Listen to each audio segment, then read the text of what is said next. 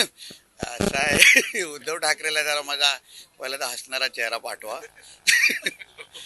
आणि उद्धव आदित्य ठाकरे आणि त्यांच्या सगळ्यांना माझा जय श्रीराम.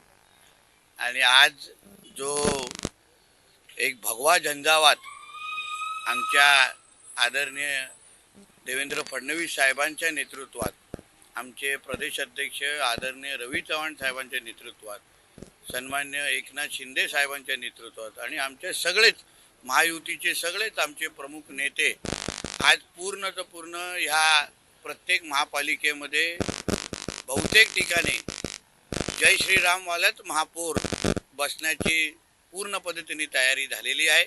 मी ह्या सगळ्या महापालिकेच्या मतदार बंधू भगिनींना मनापासून आभार मानीन की आपण एक या सगळ्या महापालिकेवर जय श्रीराम आणि आय लव महादेववाले जे काय विचाराचे जे महापौर बसवले, यामुळे निश्चित पद्धतीने आपल्या ह्या महाराष्ट्राकडे देशाकडे वाकड्या नजरेने बघणारे हे जे कोण जिहादी होते त्या सगळ्या लोकांना एक कडक संदेश आज मिळालेला आहे.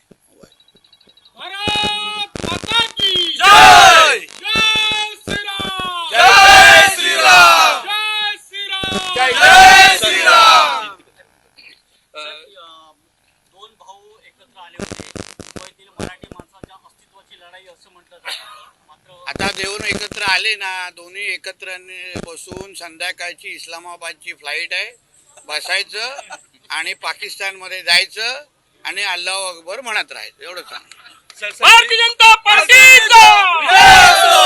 सर, आपका जिम्मेदारी रही विरार भाईंदर के साथ सभी जगह आपने अच्छी तरह देखिए, किया है.